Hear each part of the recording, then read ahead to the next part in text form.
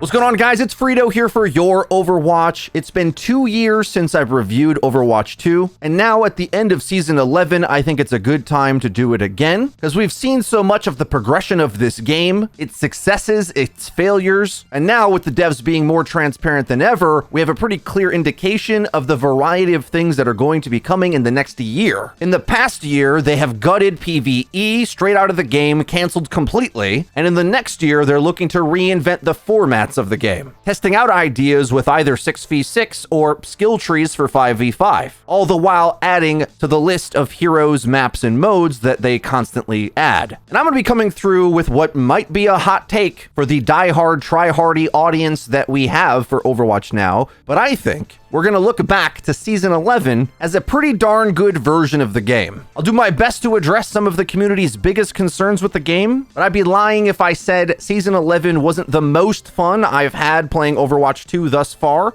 next to maybe the launch cycle of the game. And hopefully by the end of this video, I can share with you what makes me enjoy the game so much, and maybe you can emulate it for yourself. But first, I've got some really useful information for you guys. As you know, Overwatch is a game of split-second playmaking, and any little bit of lag on your latency can be the difference of landing your plays or getting owned. Gear Up Booster will reduce your in-game ping. As an NA player, I want to avoid the West Coast games whenever I can. A lot of players in Europe prefer to switch to the North American region where there's just a different culture. Either way, Gear Up will help you control your experience. When I launched Overwatch using the Gear Up Booster app, I got about a 10 to 15 MS reduction. You guys should download and try out the Gear Up Booster app yourself and see how low you can get your ping. The lowest ping tends to win. That's why TSM is using it to keep their performance at the highest level. And don't worry, console players, they also have a solution for you with HyperRev. With Gear Up, you can select a service area, lock the area, and stabilize at the lowest ping value. With Gear Up engaged, the gameplay is smooth, making for some amazing moments. Gear Up Booster guarantees no packet loss, ensuring your network runs smoothly. Gives you the opportunity to force change your own region, which Overwatch used to allow you to do, but no longer does. It's really easy to use. With just one click, your game is boosted, and it's completely safe to use. The Gear Up Booster will not result in your account getting banned. And they tout great customer service. Even if you're not on the membership plan, you're allowed to submit any complaints or questions, and they'll give you an update in 12 hours. Thanks to Gear Up Booster for sponsoring today's video. Check the link in the description to download it to try for yourself to see how low you can get your ping. Overwatch 2 has nearly been out 2 years. The anniversary will be in October. Since that time, they've added 9 new heroes total, 6 since the initial launch window, which includes Juno, which will be out in a couple weeks. There's been 8 new core maps with 1 new game mode coming as well. They put a lot of work into the ranked mode overhaul from Season 9 and matchmaking over time, so much so that I don't really hear so many complaints about those issues anymore, other than the normal complaints of getting match made with teammates that are bad or don't help you or are rude or things that are kind of outside the realm of what a matchmaker could even do. But all of those are victories that they have stacked that maybe aren't as sexy as some of the other bigger, casual, appealing ideas, but have built confidence in me anyway that they're building a foundation for the long term of the game, which especially looks even more bold when you consider that's the type of work they put more energy into while decidedly scrapping the PvE project, which of course was not something I was very happy about, particularly the completely disingenuous way they went about telling us. They flew creators out like myself to show us all the amazing things they were doing for PvP. And when we kept nagging them, especially me, by the way, asking the hardest questions behind the scenes always, and we never got a response. Fuck you for lying to my face and to all of our other creators, getting us on board with a strategy that you were not disclosing. That went 0 to 60 real quick. So on one hand, we can praise them for building the foundation of the game, doing things that will benefit the game long term, not just quick, fast, easy turnarounds. They also did what I think is the biggest rug pull in gaming history. Why do we even call it Overwatch 2 if we're not going to have the entire reason they built it to begin with? If Blizzard wants to build our trust, they must deliver on the promises that they say they're going to set out to do. Since PvE dying, we've now entirely changed focus to PvP. And with the past year and layoffs, cancellations, downscaling, now looking towards the next year, they're putting all their eggs in the PvP basket, both from a casual angle, looking at things like skill trees, or from a more competitive angle, where now, 8 years later, they're finally taking seriously the things that I've been begging for, that I thought would save the game, like hero bans, map voting, competitive tournament modes, and hopefully, with a two-pronged approach towards the two types of PvP players, we can accommodate everybody. Let's get more specific now. In the first month of the 2-month season, we got a community-crafted game mode with wacky hero changes suggested by creators, which I think is great for the theory crafting side of the community or casuals that just like to try wacky new things. We got a Quickplay hacked, trying out pickable passives, which changed the gameplay a lot. I thought it had some really bad ideas, but also kinda like it, at least for its potential, specifically if it was used for hero-specific skill trees, which it sounds like, based on the interview with the Group Up podcast, Alec Dawson said they have thought about doing it that way already. We got a weekend playtest of the new hero Juno, the biggest and best dev blog ever, detailing the history of the formats of the game and where they're willing to take it into the future, trying out 6v6 as they develop the infrastructure to do that on a larger scale. But low-key, one of my favorite changes this season has been an earlier mid-season balance. I hope they do this every season, because for me, I want to play and spend the majority of my time in the best version of balance they can find. I don't want them to just gradually shake things up randomly. I want to spend a higher percentage of my playtime on a better balance patch, especially considering the radical changes they did to the health pool adjustments in Season 9. The last couple seasons have been too slow to address real clear and obvious problems, whereas Season 11, I'm having a good time because I'm able to see a lot of different heroes, and no small subset seems to be standing out in a oppressive way, other than maybe you might say the tank role in general. For me, Season 11 is a template for them to do better seasons in the future. I think it's better when they front load all of these ideas and let the last half of the season pan out with a decent balance patch. And the cadence this operated on felt like there was always something interesting to either try or talk about within our game. That's not how I felt in other seasons, which felt like there was bigger gaps in between or moments where the balance was clearly bad and we were just waiting for them to fix it, or there wasn't much to look forward to. Now, the more they tell us, the easier it is for me to feel invested in the plot line of where our game is going, and I hope to see more of that. Now, I want to expand and talk about the balance state of the game, because I know it's going to be a controversial take for me to say that this is great balance here in Season 11.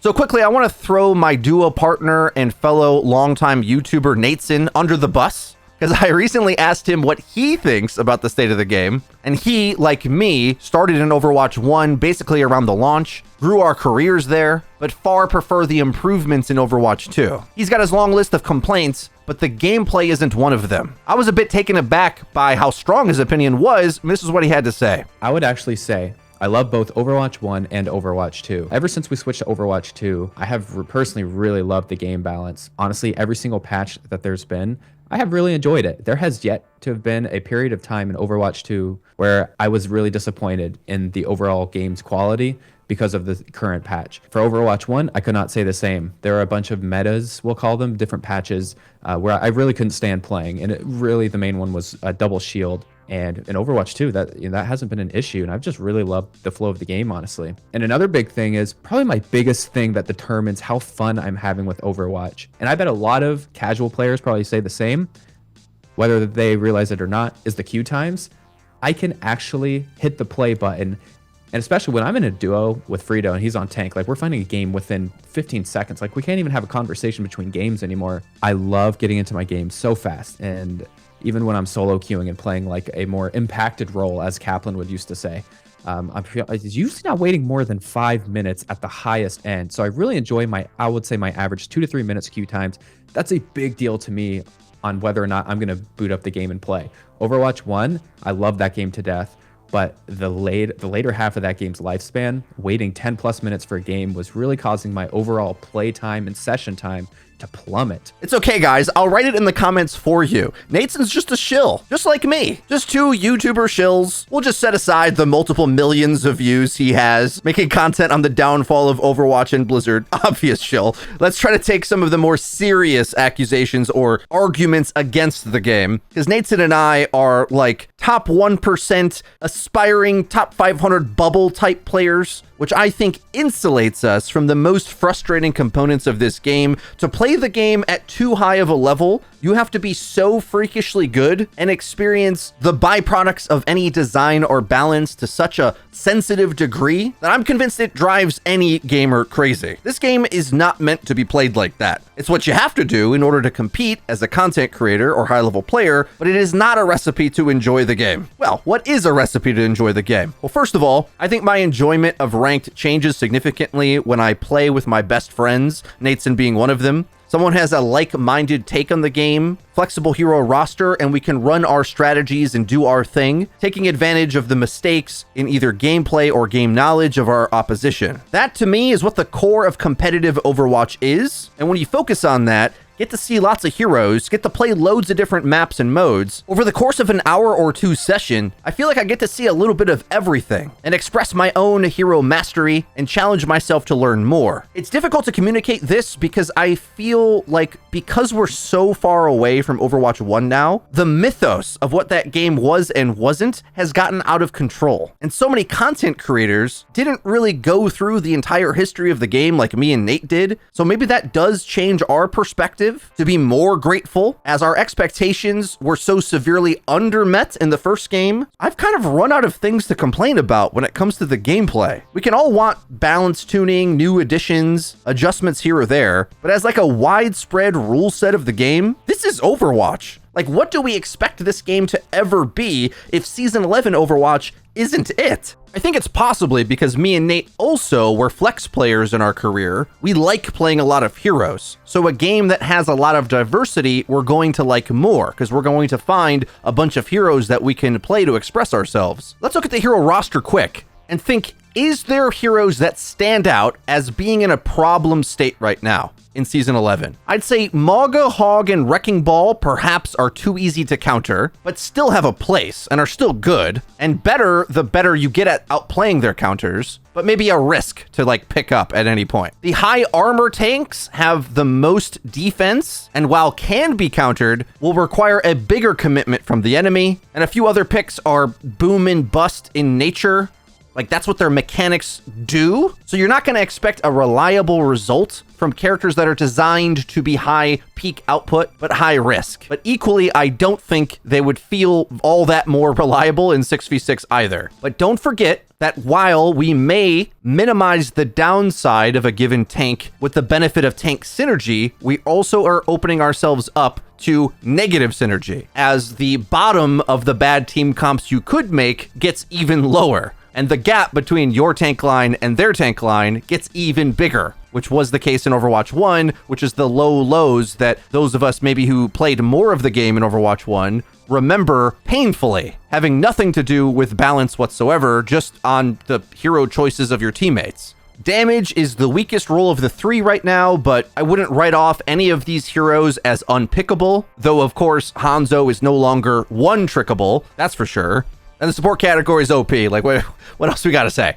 It's dumb how strong supports are. They've always been strong. They were strong when everyone thought they were weak. They were strong. So none of these heroes are bad. Varying degrees of good. So I look at the roster like that. I see all these heroes when I play the game, but most definitely nothing like this in Overwatch 1. Never happened. And I think that's a major benefit to a few things. One, the 5v5 format just promotes more fluid picking in general because team comps have less overall power. So it's harder to gatekeep half the roster like certain synergies used to. The maps are very varied, huge boost to variety there, and the balance is just better. The macro game flow of taking down a Giga-tank in Season 11 might be painful for some, but as Nateson said, regardless of whatever patch meta we had, we've always liked it. We've seen a flanker meta, a sniper meta, a turret meta, supports do everything meta, and now tanks are on top again, sort of like they were at the launch of the game. We've seen it all go full circle for 2 years. And whether it was a more bursty version of the health pools or the more brawly version post-Season 9, ultimately the game is about getting in your position and landing your plays. A thankful difference from the Overwatch 1 gameplay of needing to hold hands to cross the street. Now, a byproduct of all of the hero diversity is players have the perception that counter-picking is too strong. Let's explore that idea. Because things have gotten really bad if it is the consensus to think a statement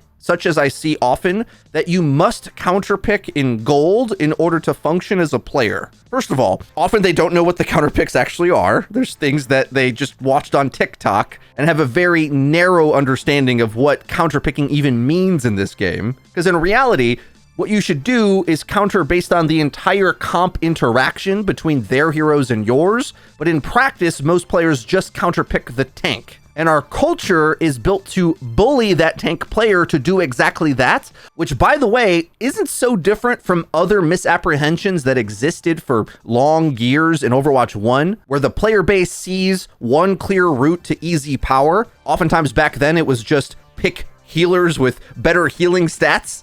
Heal me more. Now that's shifted in Overwatch 2 to pick a tank that counters their enemy tank. And while it is true that you shouldn't look to stay on a bad matchup just because, there's a lot more nuance and depth to this than the community really talks about. And I don't have time to discuss it in great detail in this video. There's so much more going on than simply one tank fighting the other, mainly because if you're not at the top percentile of the game, there's mistakes being made everywhere that you could exploit. The game is about finding your matchups and exploiting those. But yet somehow, because the top streamers of our game set the communication of all gaming narrative, whatever their experience is gets treated as if it's reality for everyone. And that's just not true at all.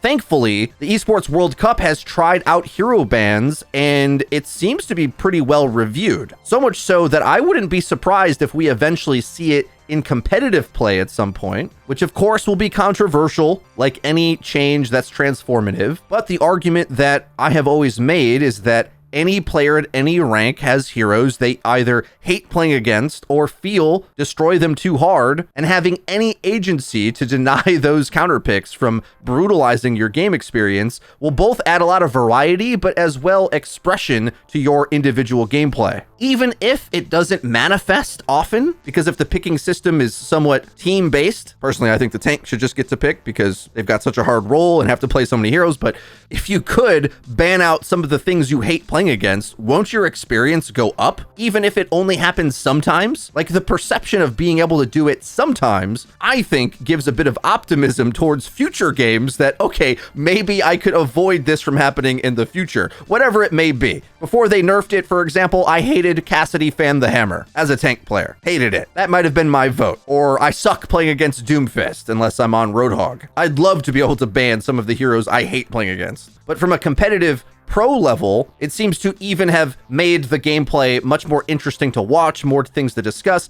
basically everything we said it was going to do for years. So that's optimistic, especially as we have lots of overlap coming. There's multiple brawler tanks that are similar, and now with Juno being added, there's multiple speed options. Like, this is reaching late stage Overwatch that I'm excited to think about. In actuality, from a casual point of view, I think it's starting to get kind of overwhelming in both a good way and a bad way. The bad way is, especially for tank, it's the one role that you really should learn almost all of the heroes if you want to have a competitive mindset to playing the game. Not because you have to straight up counterpick the enemy tank, but if you don't have answers for the severe different playstyles the enemy might have, it's going to be tough for you to adapt, I think. But a good aspect of all this added complexity is that I think Quickplay is increasing its value as a play experience. Over time, our community has gotten more try-hard sweaty into a competitive mindset, but I want to vouch that you guys look to Quickplay more seriously as a bigger percentage of your playtime, because as they add more heroes, the Quickplay audience becomes more specialized as sort of a haven for us to go play the characters we like playing. And the more you do that, the less specialized as a try-hard sweaty you become, and you see even more variety in Quickplay. I was absolutely shocked and horrified at what I found when I looked at my hero play rate statistics in Quickplay. I'm going to show you this, but I don't want you guys to make fun of me, okay? No mocking in the comment section. I've got over 100 hours of Junkrat in Quickplay. Okay. Junkrat is not a very good hero competitively ever since the health changes. He's pretty middling and situational, but Quickplay has an entirely different meta where you actually can win the game, quote unquote, on defense, either holding only one section of the map that is important to your hero. At any stage, full holding on A, B, or C wins the game, making it more acceptable to play a bad hero who's bad on those other sections. Or on the attacking side, you just need to execute and you have a bit less time time pressure as you do in ranked. Now, while the devs have said that quick play has gotten a little too sweaty for them, and I do tend to agree, I think if you play quick play and stick to your favorite heroes, that especially ones that you don't think are so ranked viable, you will have a great time in this game. Because the more time I spend enjoying the mechanics about this game that I like, the higher my perception of it goes. You see, if you spend time in ranked playing heroes you don't like, the game becomes a job where you become a slave to your SR, which really doesn't even matter anyway. Are you going pro? Are you trying out for a pro team? There's not even any money in it anymore. And when you consider that most of our content creators are in this exact tier or type of player that I'm saying is like kind of playing and experiencing the game wrong, it starts to paint a bit of a different picture on how they report how good the game is or isn't. And when you actually track what this player base has said about both games, Overwatch 1 and 2, there is always a long list of complaints. Either certain synergies are too strong, certain easy characters are too strong, or certain high skill characters have too much output. It's always the same things, and there is no orientation that they actually like. It never happens. I feel the communication around this game has been held hostage by players that don't ever agree anyway. And many of them only really want to advocate for the thing that personally helps them, ignoring the fact that they all have mutually exclusive playstyles and preferences. Overwatch is a chaotic game with wide-ranging skill sets, and empowering one disempowers another. It always has and always will. For me, the best outcome we could get is seeing a lot of different heroes on different maps, which I think is exactly what we have here in Season 11. Last season wasn't as balanced. I still found it fun, but Pharah was OP, Cassidy was OP, in the first year Sojourn was OP, Kiri's been OP forever. If anything, right now, the damage role is the hardest to play with the lowest impact, but I don't mind this balance because I like the combination of the FPS mechanics that the tanks and supports have, but the new MOBA gameplay emphasis that we have now, where your engagement synergy is very important. Teamwork is back in a big way, which is something that a lot of players asked for. When I first reviewed Overwatch 2 years ago, I really liked how low the teamwork requirement was, mainly because at the launch of the game, supports were underkitted, let's say. Now they're overkitted and very stable. The launch was the most deathmatchy version we ever had, and I loved that. Counterpicking was at its weakest state at the launch of the game, but it was at its most deathmatchy. Basically, characters that had skill expression dominated, and there wasn't a lot of MOBA kit to slow down and stabilize the game until they gave it to the support role later.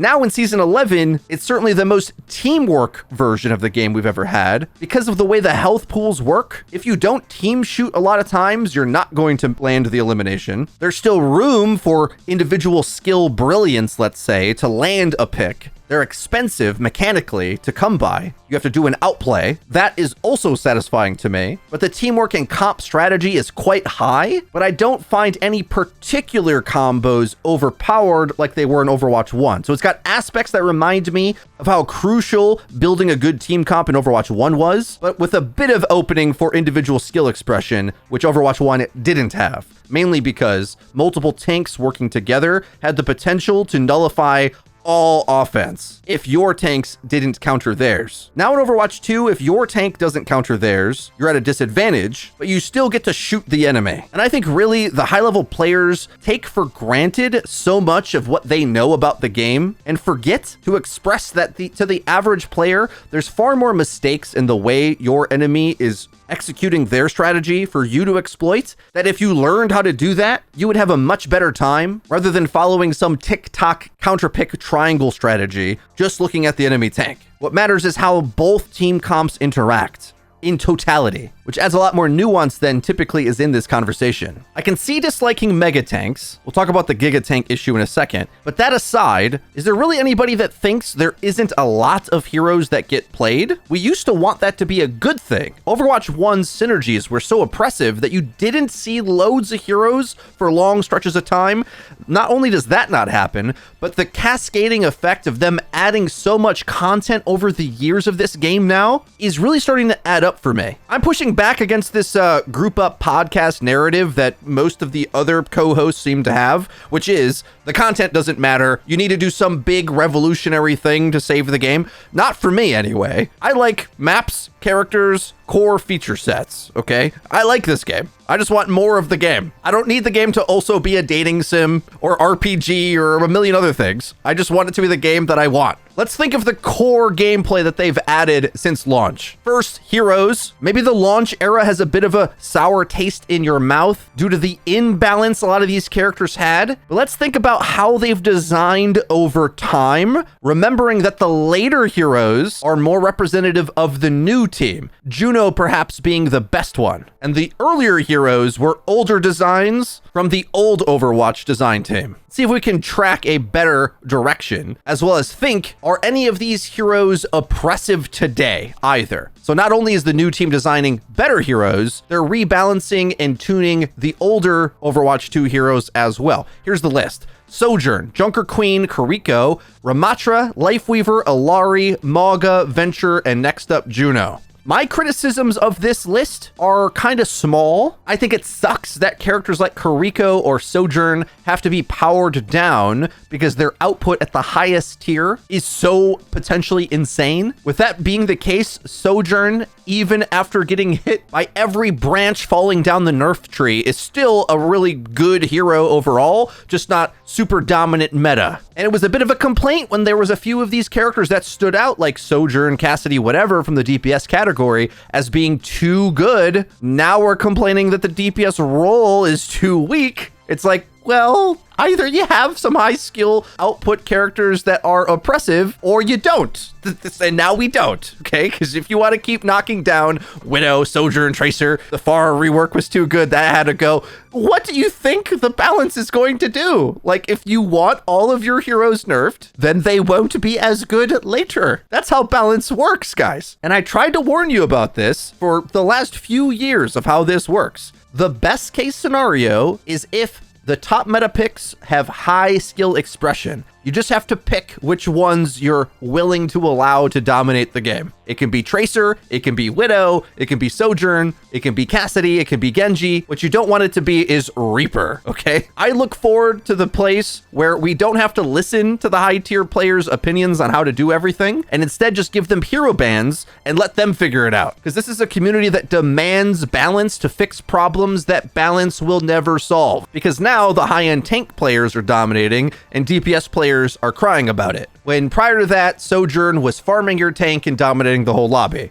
Turns out, characters from each role at the highest tier will never be balanced, ever. The game's gonna flow through some subset of the cast, and that has nothing to do with the average player's experience who don't have the elite tier mechanics to pull off those plays with regularity anyway. Because if you ask me, the hero that I get annoyed by is Venture, because Venture is very easy in comparison to needing to land headshots on some of these others. I feel like anybody can swap to Venture and all in the backline and pick up free kills, but hey, I play Junkrat, so can I really judge anybody else? I wish that was the attitude that we had. Well, that's the way this game always goes. The route to loving this game is instead focusing on how to better play your heroes, rather than worrying about how everyone else is doing on theirs. And while I look through the 9 heroes that have been added to Overwatch 2, some too strong, some too weak, a lot of obnoxious gameplay in those couple years of the game being out, but I can't say any of them are standing out badly in Season 11, which is why I think it's going to go as a forgotten season for how good it was. I especially feel this when I'm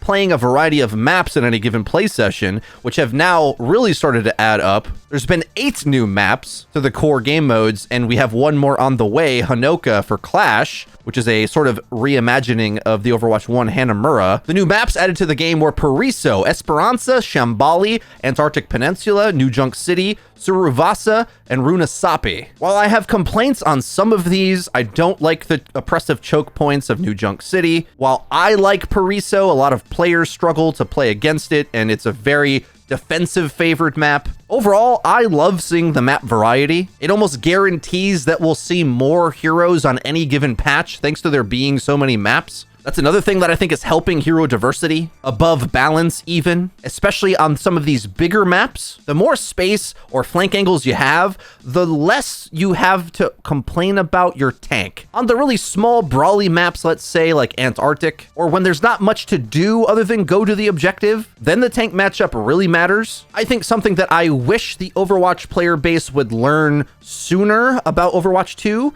is when not to play the objective. We started to learn this a little bit in Overwatch 1, where it took years before players realized you could give up 2 ticks on a defense without fully committing and dying for just 1 tick, while you wait for your teammate or 2 to regroup off of respawn. In the same way, there's certain modes where you should basically ignore the objective most of the time. On push, for example, the objective kind of doesn't matter until the end of the game. While you can gain incremental advantage by pushing and forcing the objective, if you can't win on the objective, you should not try to, which I think exacerbates this problem that players have, assuming that certain counter picks are paramount to the game. It's like, well, you don't even have to do that. And this was the case in Overwatch 1 as well, but because you had so much MOBA tanking, it was much easier to force the objective and hide your team on it. The worst, of course, being the GOATS comp, which just was an unkillable comp that jumped on point. And if you played a shooter comp, you had to somehow clear them off the point before they won the objective. Objectives kind of don't work like that in Overwatch 2, because playing for kills and ultimates is so effective because there's limited defenses. Deathmatching will win more than not, especially if there's any positional or hero pick mistake on the enemy team, and there often is until you get to the top 0.1%. So the biggest thing I can give you to have a better appreciation for Overwatch 2 is stop playing the objective. Stop it. Convert your elims with your hero matchups. That's what the game's about. It's about finding your favorable matchups and going at them, creating an advantage so you can win the cart after. There's some characters that are particularly good at playing the objective, but they're a small percentage of the entire hero roster. At this point, I would be more than thrilled for the game to go back to 6v6, because it would be even more strategy based, which I succeed with better as a player and a coach. Equally, I feel Season 11 is similar to this because of the Giga-tanks that exist. Matchup knowledge is so much more oppressive, just like it was in Overwatch 1, frankly. You just engage in the right spot and you have a massive advantage. And that's because they made tanks so oppressive. Tank gameplay matters now a lot. And I've been climbing the ranks playing with Nates in the past couple weeks, and in fact, grinded over 1,000 games of tank since Season 9. And I can truly say that right now, in this moment, it's the most fun I've ever had playing tank, and I've played it since the beginning days in 2016. No tank gameplay has ever been more fun than the Season 11 tanking. And I would call it broken if I didn't think the enemy had all of the tools to potentially shut me down. But I think they do. And when the developers come out with a stat like support players barely swap in this game, meanwhile, at the pro level of the game, when they were trying hero bans, supports were disproportionately targeted. You would think it was the tanks, because tanks are so strong, right? Well, no, because it turns out your entire playstyle as a team is based on your support picks. Are you brawl, dive, or poke? Those are the 3 archetypes. What type you can even play is heavily determined on your support cast, because you might not be able to close the distance if you don't have speed, and instead we point fingers to our tank players and tell them to swap to fix the comp, when in reality everyone can. So that's why I definitely need to get back in the edit suite and make some more of these complete guides I've been working on, and you can help out by sending in your replay codes from Season 11 into the Google Form submission linked below. I particularly want to see evidence of a meta rank player feeling they have to counterpick as tank in order to win, because I am certain, based on what I've seen so far, that the understanding of what a counterpick even is for the situation is wrong, step 1, or 2, you don't actually have to do that, and there was massive open gaps for you to outplay that you're just missing, and using an easy answer such as counterpicking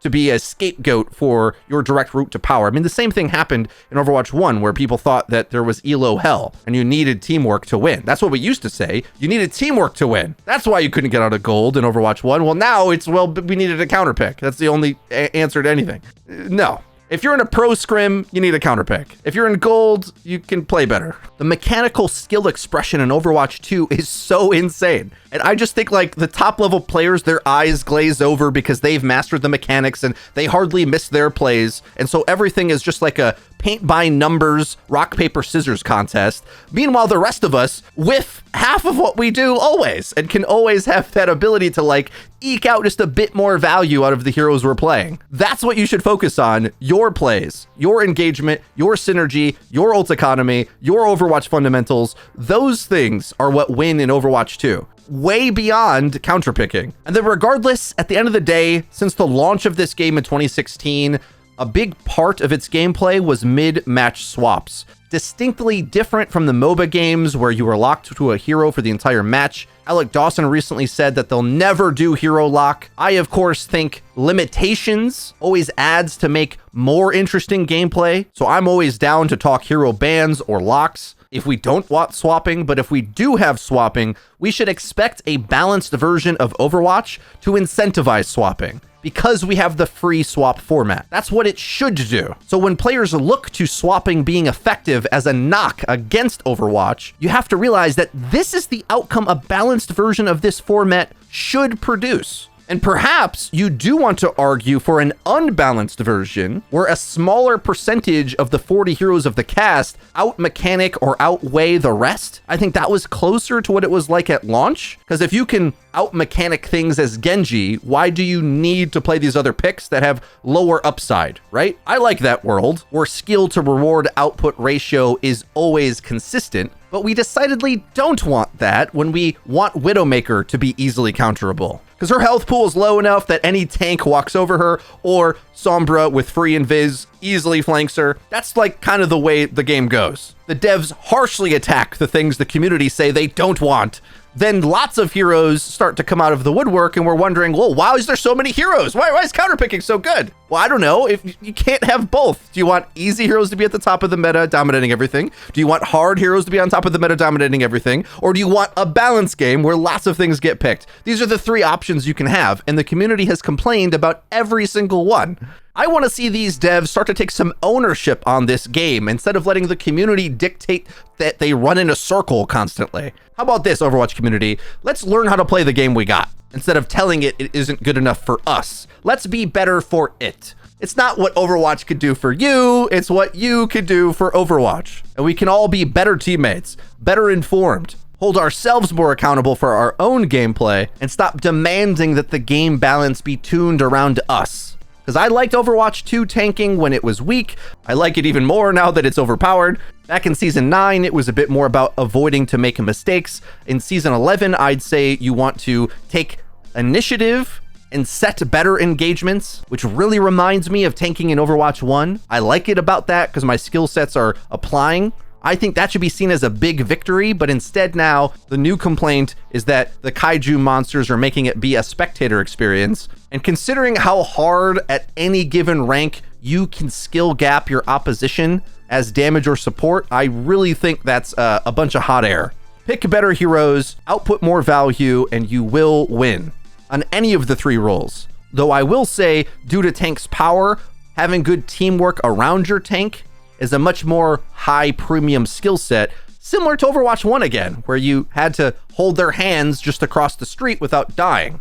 A lot of players are missing the killable tanks from Overwatch 1, but forgetting the reason why there was Deathball meta forever, stopping you from even getting out of the choke or seeing the map or an engagement. So that's what I think. I think Overwatch 2 might be in its best season. It just passed. We're in it right now. It's a few weeks away. There's a good chance the next patch ruins this. And we're going to be like, oh, wait, Season 11 was actually really good. I like Giga-tanks. I don't need to kill one by myself as a damage hero. I also play some wacky damage picks that are oppressive to tanks. So maybe that changes my opinion on them somewhat, but I seem to also remember that when either hit scans or Genji dominated the meta in previous versions of Overwatch 2, players also complained about that, and I don't think we'll ever get all three roles to equally have output, because it's not like that happened in Overwatch 1 either. I think the biggest criticisms we can lay at the feet of Overwatch 2 at the moment is as a casual game, there's limits to what you're going to get to do. Season 11, I think, had the best version so far, but it's still not ideal. Alternate modes and playtest modes and early access, all that's great, but without a PvE, the other supplementary modes are lacking in this game. Hero Mastery, it doesn't hold my attention personally. These are things Nateson was saying as well when I spoke to him. And on top of that, another complaint that's pretty common, I think, is the cosmetic system is underwhelming. I must just be a super fan because I like the Battle Pass.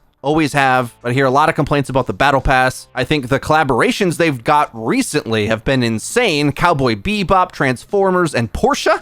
I mean, you gotta like one of those, right? And all three were done very well, somewhat recently. But cosmetics can only go so far. I wish there was more gameplay or things in general to attract a wider player base. For me, personally, as you can tell, the core heroes, modes, extra maps, them making more of all of that, I'm really rating highly. But for the overall health of the game, they have to add more arrows to their quiver. I think one of the biggest boosts they might see is whatever tweaks they have in mind that they've spoke about to make Quickplay a little less sweaty tryhard. The hero progression system where I showed off the heroes that I play, Ramatra, way up at top because he's the one I play as a ranked tank the most. I think upgrades to the progression system would be good because at the moment it's sort of just bars of numbers going up.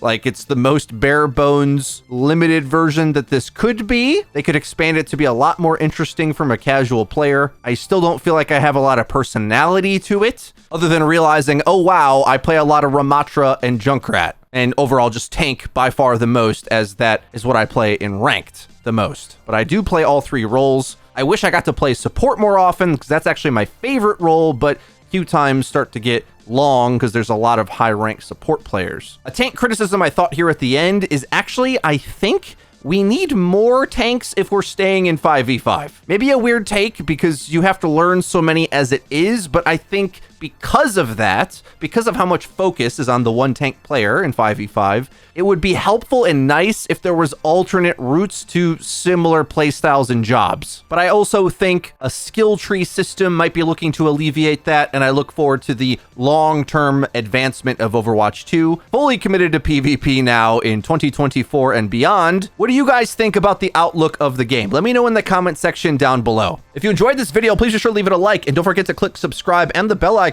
to actually get notified when our videos come out. That's been it for me. I've been Frito for your Overwatch. I'll see you guys next time.